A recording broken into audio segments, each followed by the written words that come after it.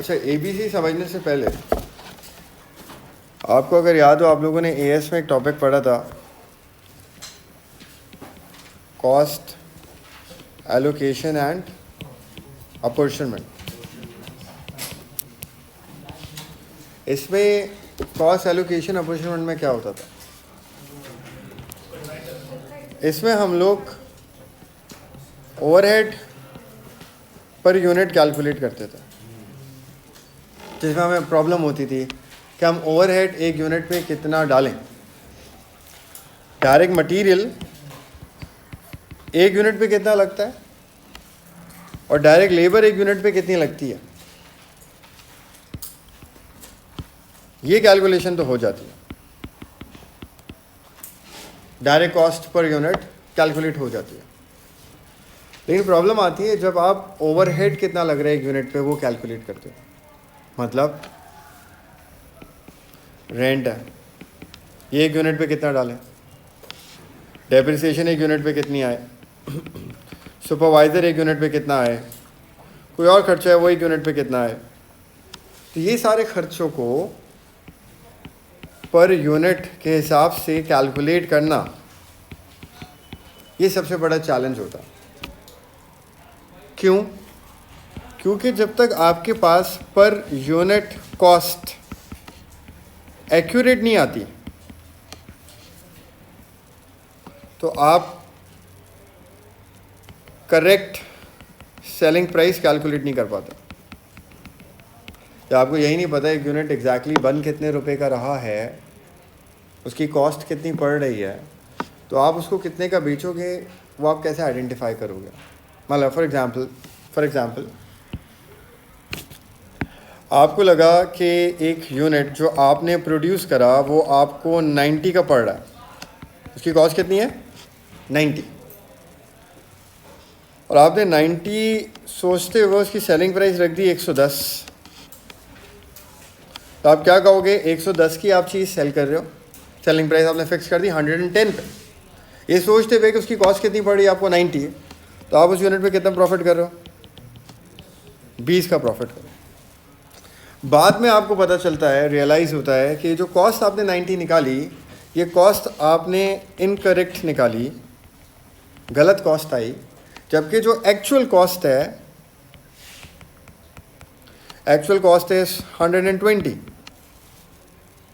For example आपको लग रहा है चीज़ कितने की बन रही है 90 रुपये की, आपकी गलती थी कैलकुलेशन की, आपने सही कैलकुलेशन नहीं करी, जबकि आपको बाद में पता चला वो एक्चुअली कितने की बन रही है 120 की बन रही है, लेकिन आप बेच तो चुके हो ना 110 की। आप बेच रहे हो 110 की, वो चीज़ बन कितने की रही है, तो आप क्या कर रहे हो 10 रुपये का नुकसान। तो आपने यहाँ पे कॉस्ट को क्या किया, 120 के बजाय 90 लिख दिया, तो आपकी कॉस्ट यहाँ पे अंडर एब्जॉर्ब थी, और अंडर एब्जॉर्ब होने की वजह से आपने कम कॉस्ट एलोकेट करी।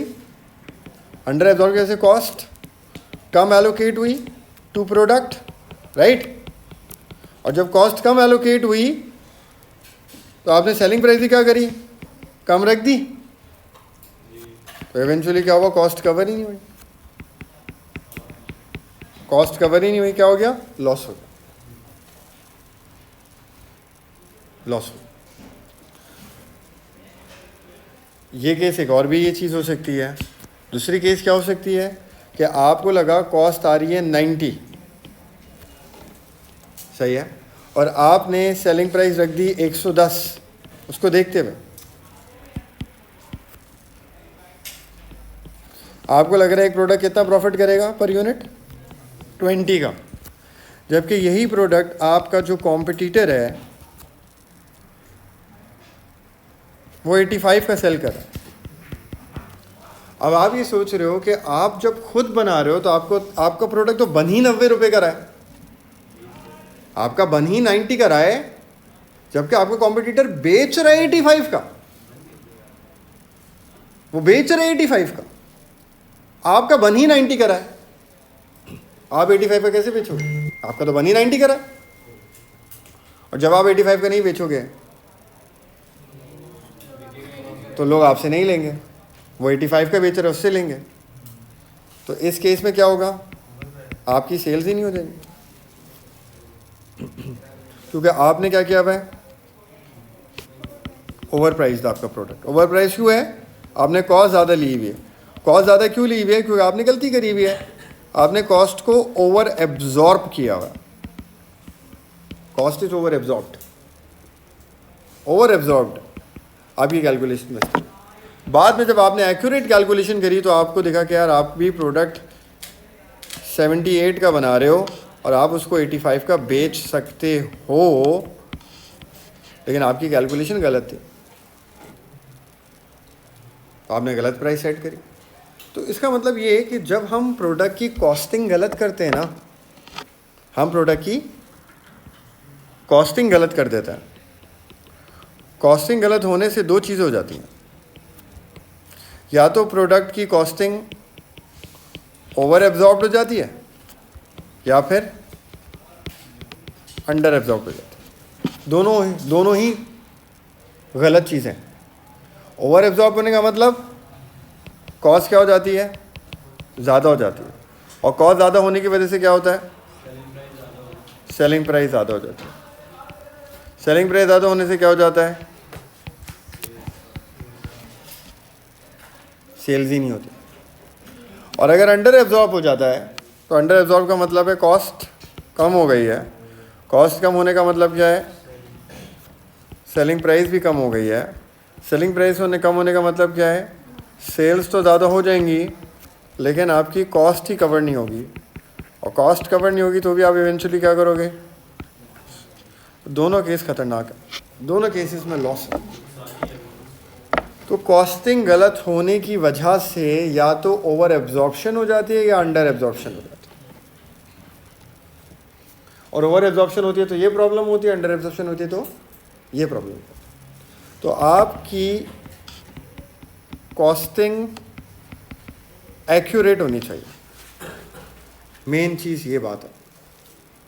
इस बात में कोई मसला किसी को, तो हमारी कॉस्टिंग एक्यूरेट होगी तो उससे क्या होगा, कॉस्टिंग एक्यूरेट होने से आप over absorption and under absorption से बच जाएंगे। सही। अब आते हैं हम वापस, यहाँ से बात सही है। तो कॉस्ट गलत, ओवर एब्जॉर्ब या अंडर एब्जॉर्ब होगा। ओवर एब्जॉर्ब होगा तो क्या प्रॉब्लम होगी, लिखवा दी। अंडर एब्जॉर्ब होगा तो क्या प्रॉब्लम होगी, लिखवा दी। ठीक है।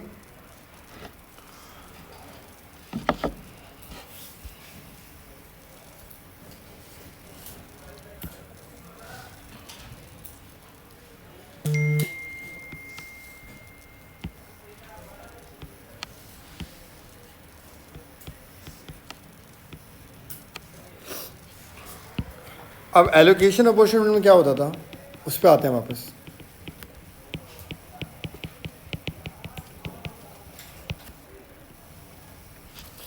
एलोकेशन अपॉर्चुनिटी में ये होता था, डीएम हमारे पास होता था, डीएल हमारे पास होता था, ओवरहेड में हम रुक जाते थे। हमें क्या करना होता था, हमें ओवरहेड एलोकेट करने होते थे प्रोडक्ट पर। जॉब कॉस्टिंग का पार्ट आता था ना। ओवरहेड एलोकेट हम कैसे करें, ओवरहेड में बहुत सारे ओवरहेड्स होते थे, rent, depreciation, heat and light, supervisor, ये सारी चीज़ें होती थी। हमने क्या, अब क्या करें, डिपार्टमेंट्स होते थे अलग अलग, मशीनिंग, असेंबलिंग, एक आध सर्विस डिपार्टमेंट होता था। तो हम पहले क्या करते थे, पहले हम कॉस्ट को, जो भी खर्चा होता था उसको सारे डिपार्टमेंट्स में अपोर्शन करते थे। तो पहले क्या होता था, अपोर्शनमेंट होता था, सारे खर्चे चले आते थे सारे डिपार्टमेंट्स में। उसके बाद हम क्या करते थे, सर्विस को रीअपोर्शन करते थे, सर्विस डिपार्टमेंट को ख़त्म करते थे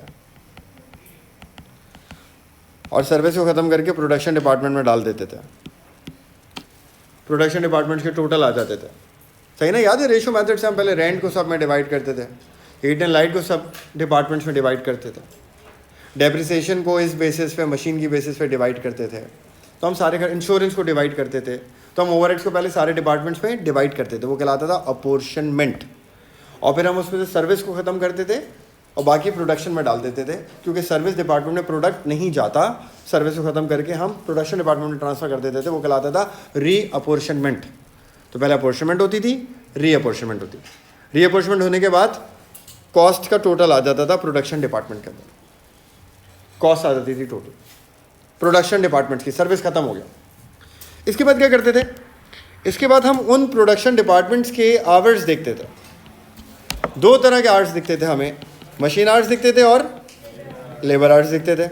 हम कहते थे जो मशीन आवर और लेबर आवर में से ज़्यादा वाले आवर्स हैं हम उससे डिवाइड करेंगे, तो हम मशीन आवर या लेबर आवर में से ज़्यादा वाले घंटे ले लेते थे। तो फॉर एग्जांपल ऐसा हो रहा होता था कि मशीनिंग डिपार्टमेंट के जो ओवरहेड्स आते थे वो उधर मशीन आवर्स आता है तो वो मशीन आवर से डिवाइड हो रहे होते थे, और असेंबलिंग डिपार्टमेंट के ओवरहेड्स में असेंबलिंग डिपार्टमेंट में लेबर के घंटे ज़्यादा होते थे तो हम इसको किसी डिवाइड करते थे, तो फिर लेबर आवर से डिवाइड करते थे, तो लेबर आवर से डिवाइड हो रहा होता था। इसको डिवाइड करने के बाद हमारे पास क्या आता था, ओवरहेड एब्जॉर्प्शन रेट OAR आता था, और हम इसको बोलते थे OAR पर मशीन आवर, OAR पर लेबर आवर, राइट। ये करते थे। इसका मतलब क्या,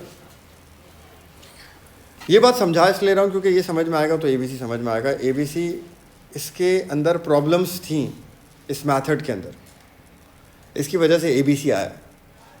जब तो आपको मेथड याद नहीं होगा, मेथड का पता नहीं होगा, मेथड के प्रॉब्लम्स का नहीं पता होगा, तो आप ABC क्या समझ में आएगा, नहीं आएगा ना। तो हमें इसलिए पहले इसके ऊपर बात करनी पड़ेगी। फॉर एग्जाम्पल ये दो डिपार्टमेंट, मशीनिंग और असेंबली, इसके टोटल ओवरहेड्स आ गए सर्विस डिपार्टमेंट को रीअपोर्शन करने के बाद, टोटल ओवरहेड्स आ गए 70,000 और इसमें आ गए समझ लें 90,000। आपने 70,000 को डिवाइड करा, यहाँ पे आपने देखा कौन से आवर्स ज़्यादा हैं मशीन और लेबर में से। फॉर एग्जांपल आपको मशीन आवर्स ज़्यादा दिखे, आपने कहा भाई मशीन आवर्स ज़्यादा हैं उससे डिवाइड करो। 10,000 मशीन आवर्स हैं इस डिपार्टमेंट के, आपने मशीन आवर्स से डिवाइड कर, तो क्या आ गया रेट आपके पास 7 पर मशीन आवर।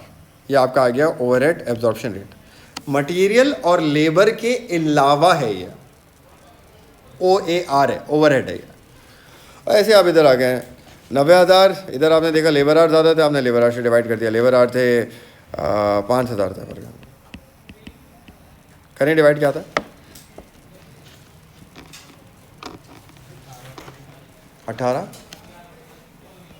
18 पर लेबर आवर, 7 पर मशीन आवर, 18 पर लेबर। सही हो गया, ये OAR आ गया।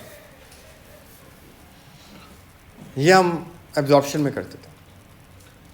अब इससे होता क्या था, हम ये कहना चाह रहे हैं कि जितना भी खर्चा मशीनिंग डिपार्टमेंट में हुआ, जितना भी खर्चा मशीनिंग डिपार्टमेंट में हुआ, उसको मेजर किया जाएगा in terms of number of machine hours used by each product. मतलब इस खर्चे को प्रोडक्ट पे कैसे डालें, 70,000 के खर्चे को प्रोडक्ट पे कैसे डालें, जितने घंटे मशीन चली इस डिपार्टमेंट में घंटों से डिवाइड कर दिया। 1 घंटे का खर्चा निकाल लिया स्टैंडर्ड, मतलब हमने ये कह दिया कि $7 पर मशीन आवर। अगर 1 घंटा मशीन चलेगी 7 रुपये का खर्चा आएगा। अगर 1 घंटा मशीन चलेगी तो खर्चा कितना आएगा 7। और यहां हमने कह दिया अगर 1 घंटा लेबर काम करेगी 18 रुपये खर्चा आएगा। हमने घंटों पे ले लिया खर्चा। अब हमारे पास 1 घंटा मशीन चलने का खर्चा आ गया इस डिपार्टमेंट में, और 1 घंटा लेबर के काम करने का खर्चा आ गया इस डिपार्टमेंट में। अब फॉर एग्जांपल हमारे पास 2 प्रोडक्ट्स हैं, हम 2 चीज़ें बना रहे हैं, एक प्रोडक्ट 3 बना रहे हैं समझ लें। प्रोडक्ट A चेयर्स बना रहे हैं, हम चेयर A बना रहे हैं, चेयर B बना रहे हैं, चेयर C बना रहे हैं। हम 3 चेयर्स प्रोड्यूस कर रहे हैं, 3 तरह की chairs, chair A, chair B, chair C। अब हमें चेयर A पे खर्चा डालना है, कितना आएगा। हमने देखा यार मशीनिंग डिपार्टमेंट में चेयर A जाती है, बिल्कुल जाती है। तो मशीनिंग डिपार्टमेंट खर्चा किस हिसाब से डलता है, जितने घंटे मशीन इस्तेमाल करी प्रोडक्ट ने उतना डलता है। मशीनिंग डिपार्टमेंट में चेयर A ने 6 घंटे मशीन को इस्तेमाल किया, 1 घंटे मशीन इस्तेमाल करने का खर्च हो गया 7 रुपये, 6 घंटे इस्तेमाल किया तो उस पर ओवरहेड कितना जाना चाहिए, 42 का चला गया। और चेयर बी ने 8 घंटे मशीन को इस्तेमाल किया, कितना जाना चाहिए 7 रुपये के हिसाब से, 56। और इसने 2 घंटे इस्तेमाल किया, 7 रुपये के हिसाब से कितना गया। इस तरह हमने ओवरहेड्स एलोकेट कर दिए प्रोडक्ट को। तो हमने क्या कहा, हमने कहा जो खर्चा हो रहा है सारा का सारा वो घंटे के हिसाब से हो रहा है। हमने उसको डिवाइड करा घंटों से, 1 घंटे का खर्चा आ गया। और हमने जो प्रोडक्ट जितने घंटे इस्तेमाल कर रहा है उतना उसके ऊपर ट्रांसलेट कर दिया। ये हम करते हैं एब्जॉर्प्शन कॉस्टिंग में, जो आप एएस में पढ़ते हो। हम कॉस्ट को एलोकेट करते हैं, मैं लिख देता हूँ इसको, सुन लें। कॉस्ट को हम एलोकेट करते हैं on the basis of machine hours या लेबर आवर्स। कॉस्ट को हम एलोकेट करते हैं किस बेसिस पे, मशीन आवर या फिर लेबर आवर। इसका मतलब क्या निकला, इसका मतलब ये निकला अगर एक प्रोडक्ट मशीन आवर्स ज़्यादा इस्तेमाल कर रहा है, अगर एक प्रोडक्ट मशीन आवर्स, तो उस पर खर्चा ज़्यादा जाएगा कम जाएगा। अगर एक प्रोडक्ट मशीन आवर्स ज़्यादा इस्तेमाल कर रहा है तो उस पर खर्चा ऐसे ही है। और अगर एक प्रोडक्ट मशीन आवर्स कम इस्तेमाल कर रहा है तो उस पर खर्चा। ये हमारा कंक्लूजन है। इस तरह हम कॉस्ट एलोकेट करते हैं, राइट, ऐसे ही। अब इस मेथड में एक प्रॉब्लम है जो पहले भी थी अभी भी है। पहले ये चल जाता था, कौन सा मेथड है ये कहलाता है एब्जॉर्प्शन। एब्जॉर्प्शन या ये कहलाता है traditional method of costing. Absorption भी कहते हैं इसको, ट्रेडिशनल मेथड भी कहते हैं इसको, राइट। आपको यहाँ ध्यान से समझना है इस मेथड में प्रॉब्लम क्या है। इसमें प्रॉब्लम एक है। अब मैं आपसे बात करता हूँ वापस इस एग्जाम्पल की, चेयर वाली, फिर आपको समझ में आएगी इसमें प्रॉब्लम क्या है। चेयर ए ने कितने घंटे मशीन को इस्तेमाल किया है, चेयर सी ने कितना इस्तेमाल किया है, चेयर सी पे कितना खर्चा गया है। ए और सी की बात करें सिर्फ, ए पे कितना गया, चेयर ए पे कॉस्ट गई है 42 की, किस वजह से, 6 घंटे मशीन इस्तेमाल करने की वजह से।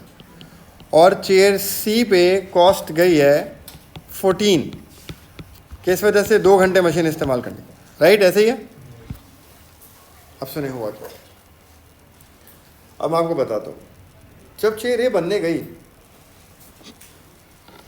6 घंटे तो लगे उस डिपार्टमेंट के अंदर, चेयर ए को बनने में 6 घंटे लगे। लेकिन चेयर ए के लिए मशीन तो इस्तेमाल हुई 6 घंटे की, लेकिन यार बाकी लेबर का खर्चा ऐसा सच नहीं हुआ, कोई टेक्निकल चीज़ नहीं थी, तो सुपरवाइज़र की ख़ास ज़रूरत नहीं थी,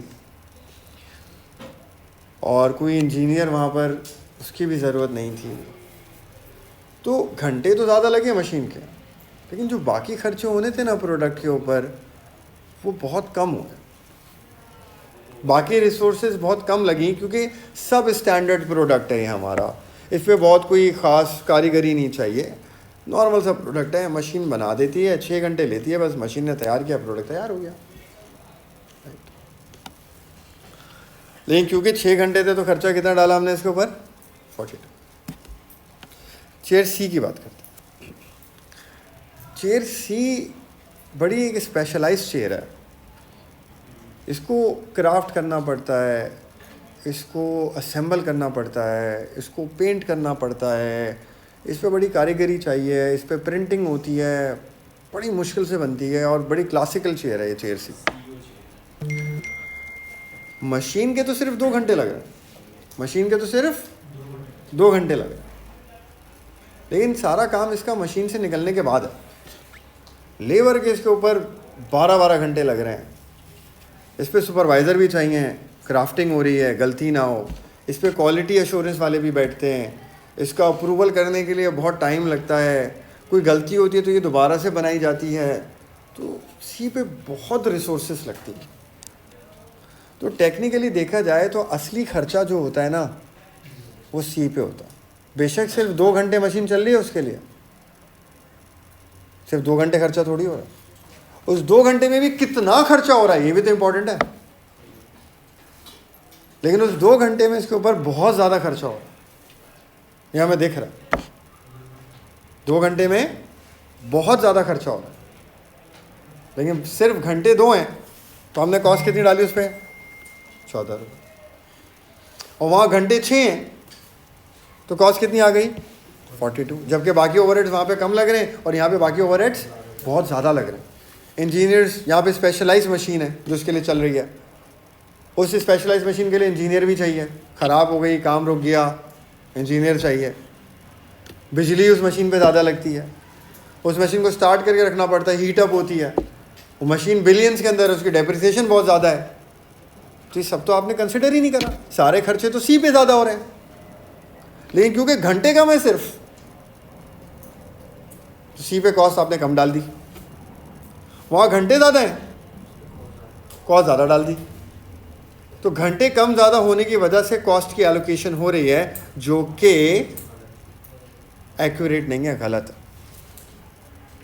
तो एब्जॉर्प्शन कॉस्टिंग के अंदर फ्लॉ क्या है? एब्जॉर्प्शन कॉस्टिंग का फ्लॉ ये था कि एब्जॉर्प्शन कॉस्टिंग में कॉस्ट एलोकेट होती है on the basis of machine hours और labour hours consumed by each product. If a product is consuming और absorbing more machine hours, the cost allocated to that product would be higher as compared to the cost allocated to another product which is consuming lesser machine or labor hours. लेकिन घंटे कम ज़्यादा होने से ज़रूरी नहीं है खर्चा भी कम ज़्यादा हो। कम घंटे में ज़्यादा खर्चा हो सकता है और ज़्यादा घंटे में खर्चा कम हो सकता है। मैं आपको एग्जाम्पल देता हूँ। फॉर एग्जाम्पल, कुछ बच्चे हैं जो, एग्जाम्पल दे रहा हूँ, कुछ बच्चे हैं जो अली मोहतिन से पढ़ रहे हैं। अली मोहतिन 6-6 घंटे की क्लास ले रहे हैं। अब देखा जाए टेक्निकली ज़्यादा घंटे एक और टीचर की क्लास में लगे, सही है, 6 घंटे क्लास ले रहे हैं अली मोहतिन से, और एक और टीचर है, मैं हूँ, मैं बच्चों को 14-14 घंटे पढ़ा रहा हूँ। वो कितने घंटे पढ़ा रहे हैं? 6 घंटे। मैं कितने घंटे पढ़ा रहा हूँ? 14 घंटे। आप क्या सोचोगे, यार सर रोहेल 14 घंटे पढ़ा रहे हैं तो सर रोहेल की कॉस्ट तो ज़्यादा होनी चाहिए, और वो 6 घंटे पढ़ा रहा है, उसकी कॉस्ट कम आनी चाहिए। लेकिन जो स्टूडेंट्स अली मोहतिन को फ़ीस पे कर रहे हैं वो कहीं ज़्यादा दे रहे हैं, खर्चा ज़्यादा आ रहा है उनके ऊपर, मुझे फ़ीस कम दे रहे हैं। तो सिर्फ घंटे कम ज़्यादा होना मैटर नहीं करता। हो सकता है मैं ज़्यादा घंटे पढ़ा रहा हूँ लेकिन मैं पैसे बहुत कम चार्ज करता हूँ, मेरे पैसे कम हो, उसके पैसे ज़्यादा हो। वो 6 घंटे के 2 लाख रुपए ले ले, मैं 14 घंटे के 1.5 लाख रुपए ले रहा हूँ। तो घंटे ज़्यादा होना तो सब कुछ नहीं है ना, उन घंटों में कॉस्ट कितनी आ रही है, समझ में आ रही बात। एक और एग्जाम्पल ले लेते हैं। अब वो 6 घंटों में क्या करता है? 6 घंटों में वो कॉफ़ी भी पी रहा है, चाय भी पी रहा है, एसी भी चला रहा है, उसके लिए 2 बंदे भी हैं, एक बोर्ड साफ़ करता है, एक प्रोजेक्टर खोलता है, बंद करता है, एक नोट्स की पिक्चर भेजता है। इतनी सारी रिसोर्सेज लग रही हैं उस 6 घंटे के अंदर, और उसका अपना रेट भी कहीं ज़्यादा है। और मैं 14 घंटों में गरीबों की तरह पढ़ा रहा हूँ, ना मैं एसी चला रहा हूँ, ना मैं बिजली इस्तेमाल कर रहा हूँ, ना मैं चाय मांगता हूँ मुझे चाय नहीं मिलती, कॉफ़ी मांगता हूँ कॉफ़ी नहीं मिलती, पानी भी बड़ी मुश्किल से मिलता है। अब मैं पढ़ाए जा रहा हूँ 14 घंटे, प्रोजेक्टर भी, बोर्ड भी खुद ही साफ़ कर रहा हूँ, प्रोजेक्टर भी खुद ही ठीक कर रहा हूँ, सब कुछ मैं खुद ही कर रहा हूँ। तो जाहिर सी बात उस 14 घंटे में कॉस्ट क्या आ रही है? कम आ रही है। लेकिन घंटे क्योंकि 14 घंटे, अब सुने बात, घंटे क्योंकि 14 घंटे एब्जॉर्प्शन कॉस्टिंग से काम करूँगा तो मुझ पर कॉस्ट ज़्यादा एलोकेट हो जाएगी, तो घंटे 14 घंटे। और दूसरे टीचर पे जो 6 घंटे पढ़ा रहा है उस पर कॉस्ट क्या हो जाएगी? कम हो जाएगी। ये फ्लॉ है एब्जॉर्प्शन कॉस्टिंग का। जबकि मुझ पे खर्चा ज़्यादा डाल दिया, महीने के आखिर में मुझसे बोलेंगे 14 घंटे के पैसे दो, वो पता नहीं कितने पैसे ले लेंगे मुझसे, और उससे 6 घंटों के इतने से पैसों में फारिग हो जाएगा, खर्चे सारे वही करा रहा है।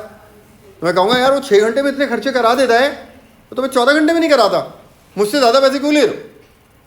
समझ में ही बात। तो एब्जॉर्प्शन कॉस्टिंग का फ्लॉ ये कि एब्जॉर्प्शन कॉस्टिंग में हम कॉस्ट एलोकेट करते हैं on the basis of hours जो प्रोडक्ट कंज्यूम कर रहा है इन अ पर्टिकुलर डिपार्टमेंट, तो कॉस्ट इनएक्यूरेट आ जाती है। समझ आ गई बात? ये पूरी थ्योरी, ये पूरी थ्योरी है जो आपको लिखनी पड़ेगी। गपशप नहीं कर रहा आपसे, मैं टॉपिक पढ़ा रहा हूँ मैं, समझ आई बात? तो बात सुने, तो ये एब्जॉर्प्शन कॉस्टिंग का फ्लॉ है। इसकी वजह से क्या होता है? आवर ज़्यादा होने की वजह से कॉस्ट ज़्यादा हो जाती है, आवर ज़्यादा होने की वजह से कॉस्ट ज़्यादा हो सकती है, और हो सकता है in reality cost come, in reality cost, लेकिन ज़्यादा आवर्स की वजह से कॉस्ट ज़्यादा एलोकेट हो गई, ज़्यादा एलोकेट हो गई तो ओवर एब्जॉर्ब हो गया, ओवर एब्जॉर्ब हो गया तो प्रोडक्ट आपको महंगा दिख रहा है, महंगा दिख रहा है तो सेलिंग प्राइस आप ओवर प्राइस कर दोगे, ओवर प्राइस कर दोगे तो आपका प्रोडक्ट बिकेगा ही नहीं, लेकिन खर्चा उस पर कम आ रहा है, घंटे ज़्यादा थे बस, कॉस्टिंग गलत हो गया। और दूसरा प्रोडक्ट है जो कम घंटे ले रहा है तो उस पर कॉस्ट आप कम एलोकेट करोगे तो वो अंडर प्राइस होगा, अंडर एब्जॉर्ब होगा, सेलिंग प्राइस भी उसकी कम होगी, इवेंचुअली पता चलेगा खर्चा तो उस पर ज़्यादा हुआ है, कॉस्ट ही कवर नहीं होगी, नुकसान करोगे आप।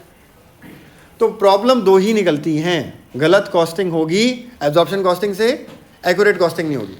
एक्यूरेट कॉस्टिंग नहीं होगी तो दो प्रॉब्लम्स होंगी, या तो ओवर एब्जॉर्ब होगा या फिर अंडर एब्जॉर्ब होगा। ओवर एब्जॉर्ब होगा तो क्या प्रॉब्लम है, अंडर एब्जॉर्ब होगा क्या प्रॉब्लम है, ये मैंने आपको बता दिया, 6 दफ़ा बता दिया, सही हो गया।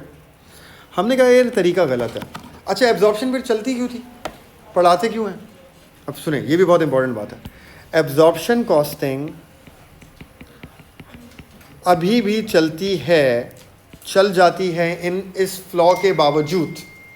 कहाँ चलती है? एब्जॉर्प्शन कॉस्टिंग वहाँ चलती है जहाँ पे ओवरहेड एक्सपेंडिचर, ओवरहेड्स का खर्चा इज कंपैरेटिवली वेरी लो।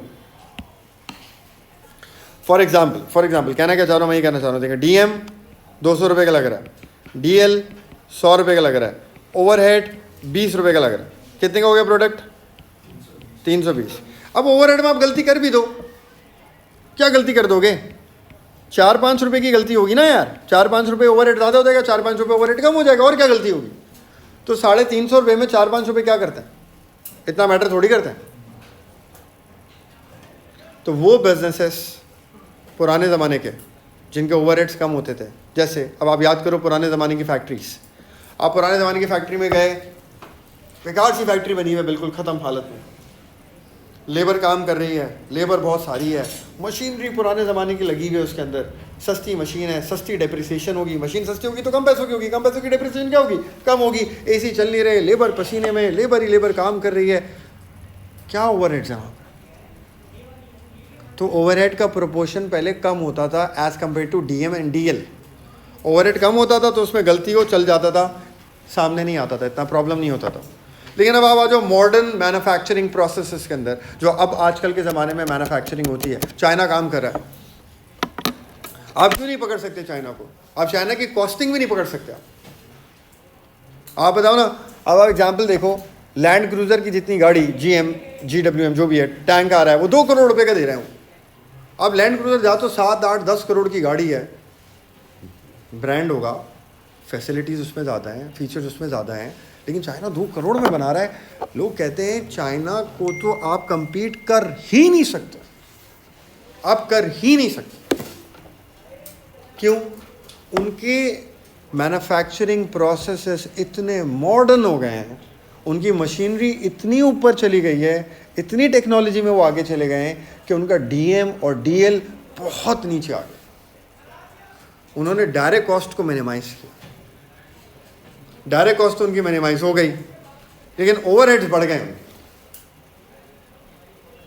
अब इतनी बड़ी मशीनरी है, इतनी नई टेक्नोलॉजी है, तो कितने की मशीन होगी?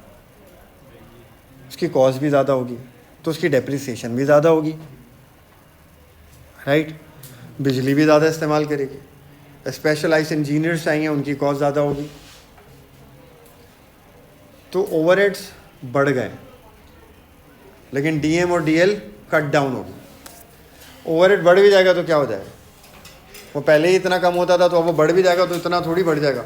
लेकिन अब हुआ क्या, अब मॉडर्न मैन्युफैक्चरिंग प्रोसेसेस के अंदर ये हुआ कि जो डीएम है फॉर एग्जांपल वो इतना हो गया, डीएल इतना हो गया और ओवरहेड का प्रोपोर्शन बढ़ गया। अभी भी कम में ही पड़ रहा है प्रोडक्ट आपको, लेकिन ओवरहेड बढ़ गया। अब अगर ओवरहेड में गलती हुई इसकी कॉस्टिंग में, तो गलती अब 5 और 6 रुपये की नहीं होगी। जब 20 रुपये का था तो 5-6 की हो रही थी, अब गलती होगी 30 या 35 रुपये की। ये बड़ा सिग्निफिकेंट चेंज आ जाएगा, ये सिग्निफिकेंट अमाउंट है, इसका इम्पैक्ट बहुत ज़्यादा पड़ेगा। तो अब हम अफोर्ड नहीं कर सकते, अब हम मॉडर्न मैन्युफैक्चरिंग प्रोसेसेस के अंदर आप अफोर्ड नहीं कर सकते ओवरहेड की मिस कैलकुलेशन। अब हमें बड़ी एग्जैक्ट कैलकुलेशन चाहिए, अब हम इस कैलकुलेशन अफोर्ड नहीं कर सकते, अब हमें ओवरहेड एग्जैक्टली चाहिए। तो अब हम क्या करेंगे, अब हम यूज करेंगे एबीसी कॉस्टिंग। यह है एक्टिविटी बेस्ड कॉस्टिंग। अब इससे कॉस्ट एलोकेट होगी। अब इससे कॉस्ट कैसे एलोकेट होगी, ऐसा क्या होगा इसके अंदर कि कॉस्ट एग्जैक्ट एलोकेट हो जाए। अब सुने, मैं वही एग्जांपल कंटिन्यू करता हूं, अली मोहसिन और अपनी वाली, सही है। हर एक कॉस्ट को सेपरेट देखा जाएगा और उसका कॉस्ट ड्राइवर जिसकी वजह से वो कॉस्ट आ रही है उसको सेपरेट देखा जाएगा, और जो जितना उस कॉस्ट ड्राइवर को कंज्यूम कर रहा है उतनी कॉस्ट उसको एलोकेट की जाएगी। फॉर एग्जाम्पल पहले हम बात करेंगे एसी के खर्चे की। आपने एसी का बिल देखा, एसी का बिल आया भाई 3 लाख रुपए का। एसी का बिल कितना आया, 3। हम इसको डिवाइड करेंगे, बिल किसकी वजह से आएगा, एसी का कॉस्ट ड्राइवर। इसको ड्राइव क्या करिए, कौन सी कॉस्ट, क्या रीजन है जिसकी वजह से बिल आ रहा है, एसी चल रहे हैं इस वजह से आ रहा है। एसी चलते हैं, घंटों में चलते हैं, तो एसी के आवर से हम डिवाइड करते हैं। Cost driver is AC hours. AC चला समझे 1000 घंटे, आप 3 लाख को 1000 घंटों से डिवाइड करें तो 1 घंटे की कॉस्ट क्या आ गई, 300 आ गई। अब मैं कहूँगा अली मोहसिन ने कितने घंटे एसी चलाया, उसने एसी चलाया फॉर एग्जांपल 700 घंटे। 1 घंटे की कॉस्ट क्या है, 300। 700 घंटे की कॉस्ट क्या हो गई, 2,10,000। अली मोहसिन 2,10,000 रुपये भरेगा एसी, और मैंने एसी कितना चलाया, 300 घंटे चलाया। 300 के हिसाब से मैं कितने दूंगा, 90,000 रुपये दूंगा। बेशक क्लास की ऑक्यूपेंसी का टाइम मेरा ज़्यादा होगा, नहीं हम उसको नहीं देख रहे। एसी का खर्चा एसी चलने की वजह से हुआ है, एसी किसने कितना चलाया उतना देख लो, तो एग्जैक्ट कॉस्ट एलोकेशन होगी एसी की। अब आ जाएं आप दूसरी एग्जांपल पे, अब आ जाएं कॉफ़ी पे। कॉफ़ी का जो टोटल खर्चा हुआ है समझ लें 1 लाख रुपए का हुआ। डिवाइड करें, कॉफ़ी का खर्चा क्यों होता है, इसका कॉस्ट ड्राइवर क्या है कॉफ़ी का, जितने कॉफ़ी के कप्स आए होंगे। अब हमने देखा भाई कॉफ़ी के कप्स आए 200, डिवाइड करें 200 को,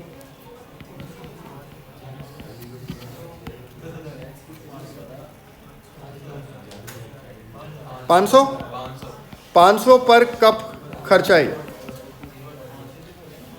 एक कप का खर्चा कितना आ गया, फॉर एग्जांपल 500। अब हम यहाँ देखेंगे भाई अली साहब ने कॉफ़ी के कितने कप पिए हैं, राइट। 200 में से 160 कप इन्होंने पिए हैं, तो इनको पैसे देने पड़ेंगे 500 के हिसाब से। तो 160 इंटू 500 करें, 80,000 रुपये ये देंगे, और 40 कप्स मैंने पिए, 20,000 रुपये मैं दूंगा। अब मुझे बुरा नहीं लग रहा, एग्जैक्ट खर्चा मुझे देना पड़ रहा है, जो मैंने कंज्यूम करा है मैं उतना ही दे रहा हूँ। बेशक मैं क्लास ज़्यादा घंटे पढ़ाऊँ, जितना खर्चा जो चीज़ में जितना कंज्यूम कर रहा हूँ उतने पैसे मैं दे रहा हूँ। अब फॉर एग्जांपल सुपरवाइज़र और रिसोर्सेज हैं, सुपरवाइज़र रिसोर्सेज जो भी यहाँ पे इस्तेमाल हो रही हैं उसका खर्चा आया समझ लें 4 लाख रुपए का। इसको डिवाइड करेंगे हम, सुपरवाइजर का खर्चा क्यों आ रहा है, जितने घंटे सुपरवाइजर काम कर रहा है वो घंटों के हिसाब से आ रहा है। टोटल आवर्स आके समझ लें 2000 घंटे, डिवाइड करें कितना आ गया, 200 रुपये पर घंटा पर आवर। अब यहाँ पे आ गया अली ने कितने घंटे, भाई अली ने 700 घंटे इस्तेमाल किए इन रिसोर्सेज को, तो 700 इंटू 200 1,40,000 रुपये भाई ये भरेंगे। और मैंने 1300 घंटे इस्तेमाल करी हैं, तो 1300 इंटू 200 2,60,000 रुपये। जो खर्चा जितना इस्तेमाल हुआ है प्रोडक्ट पे उतना ही जाएगा। जो चीज़ मैंने ज़्यादा यूज़ करी है उसके मैं ज़्यादा पैसे दे रहा हूँ, जो चीज़ मैंने कम यूज़ करी उसके पैसे मैं कम दे रहा हूँ, और जो चीज़ उससे ज़्यादा यूज़ करी वो ज़्यादा दे रहा है, जो चीज़ उससे यूज़ करी कम करी वो कम दे रहा है। हमने आवर्स पे डिपेंडेंट नहीं है। ये नहीं कहा हमने सारे खर्चों को मिलाओ बस आवर्स को देखो, ज़्यादा आवर्स ज़्यादा डाल दो, कम आवर्स कम डाल दो। यहाँ पे क्या हो रहा है, एबीसी के अंदर एक्टिविटी बेस्ड कॉस्टिंग है। एक्टिविटी के हिसाब से कॉस्ट आ रही है। ये कॉस्ट है, उसकी एक्टिविटी कॉस्ट ड्राइवर से डिवाइड हो गई, ये कॉस्ट है, उस कॉस्ट ड्राइवर से डिवाइड हो गई, ये कॉस्ट है, उस कॉस्ट ड्राइवर से डिवाइड हो गई, और फिर पर कॉस्ट ड्राइवर कॉस्ट आ गई। जिसने वो कॉस्ट ड्राइवर जितना इस्तेमाल किया उतने पैसे उसको भरने पड़ेंगे। तो एबीसी से क्या होगा, जो हमारे ओवरहेड्स है ना, सुने बात, ओवरहेड्स की जो एलोकेशन है वो क्या होगी, बहुत एक्यूरेट होगी। इसके एक्यूरेट होने से क्या फायदा होगा, कॉस्टिंग सही होगी। कॉस्टिंग सही होने से क्या होगा, there would be no over और under absorption of overheads. Over under absorption नहीं होगी। ओवर अंडर एब्जॉर्प्शन नहीं होगी तो सेलिंग प्राइस करेक्ट सेट होगी। समझ गए बात। तो ये मैंने आपको कंपैरिजन दिया है एलोकेशन एंड अपॉर्शनमेंट जो कहलाती है एब्जॉर्प्शन कॉस्टिंग का, क्या होता था उसमें, किस तरह से होता था उसमें, क्या प्रॉब्लम्स होते थे और किस तरह से वो चल जाता था उसके बावजूद। कंपैरेटिवली मॉडर्न मैन्युफैक्चरिंग प्रोसेस के क्या इश्यूज हैं, मॉडर्न मैन्युफैक्चरिंग प्रोसेस के क्या इश्यूज हैं, और उसमें अगर कॉस्ट एलोकेशन गलत होगी तो ओवर एब्जॉर्प्शन सॉरी ओवरहेड्स पे कितना इम्पैक्ट आएगा, और उसको हम सॉल्व कैसे कर रहे हैं एबीसी से। एबीसी किस तरह से सॉल्व कर रहे हैं, exact cost allocation on the basis of cost drivers and number of cost drivers consume by each product, उसके हिसाब से कॉस्ट एलोकेट हो रही है।